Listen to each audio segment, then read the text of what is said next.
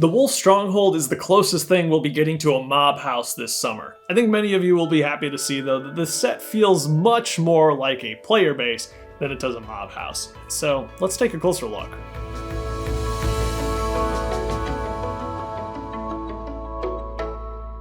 Thank you to LEGO for sending me this early to review. You're going to be able to pick it up starting on June 1st from LEGO.com. Before we get into the structure itself, let's take a quick look at the minifigures and mobs included here. Like all the other sets this wave, we do get a brand new player skin, and I think this is one of my favorites from the wave. There's just so many fun details, and I really like the dark green color scheme. It works really well in this spruce environment. My favorite little detail has got to be the bone on the back though. That's just really cute. This player in particular has a netherite sword and also a custom wolf shield, which looks really great. I like the print job on that a lot. As you would want in a set called the Wolf Stronghold, you do get two wolves. One is going to be a tamed version and one is the untamed version. You can actually see there's a slight difference in the eye printing there. Unfortunately, no angry wolf. That's a mob that hasn't appeared since the mountain cave set, and I can only imagine how expensive he is these days. Another really nice touch is going to be the inclusion of two skeletons, which is just perfect for a set with wolves in it. It's a pity that the players aren't getting nearly enough armor in the last few years of LEGO Minecraft sets, so it would have been nice if one of these skeletons had a chest plate too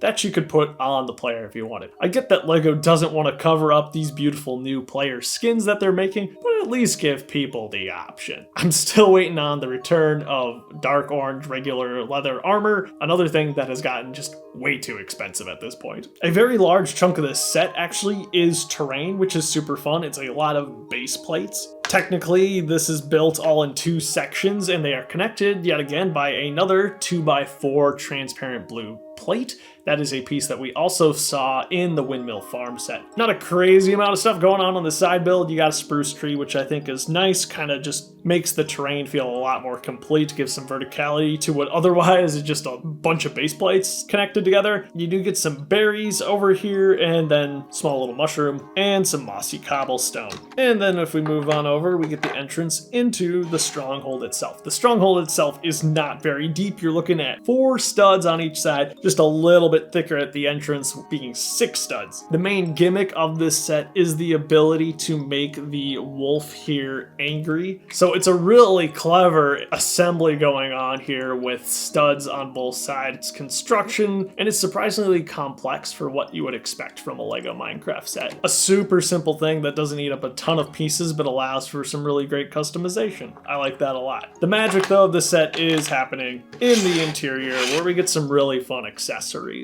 And the highlight of those is going to be the new smithing table, getting us yet another step closer to collecting all the villager profession blocks. So there's 2 identical printed 1x2 bricks with the texture you would expect from the smithing table. And then you've got a netherite ingot set on top for our player to convert their non-existent armor into netherite. Next to that on the top floor is a chest. So in the chest, you're going to get some of the berries from the bush we saw outside and 2 bones. And this is really fun. It actually slots into place here, held up by its handles on either side. The handles can be definitely a source of frustration in the LEGO Minecraft sets because they end up taking up a lot more space than you would want it to. And this is a very clever solution to allow it to fit basically into the wall there. Then we got an anvil, which is just a classic brick built design that we've seen before. And on the bottom floor, you get a crafting table and then a blast furnace, surprisingly, which is much more exciting than a regular furnace. $35 for this one does feel a little steep with not a whole lot happening. A lot of that cost just goes into giving you the big base plates that give you this really flat, relatively uninteresting terrain. However, there are a lot of sets that kind of don't give us enough base plates, so this does provide a good foundation to build up some custom stuff, and there is some value in that. If I were you though, I would wait for a little bit of a discount on this one. If you've been a Minecraft collector for a number of years now, you probably got a lot of this stuff. The big draw here, again, is going to be that smithing table. I do think the set looks really nice though, and I've got no complaints there. But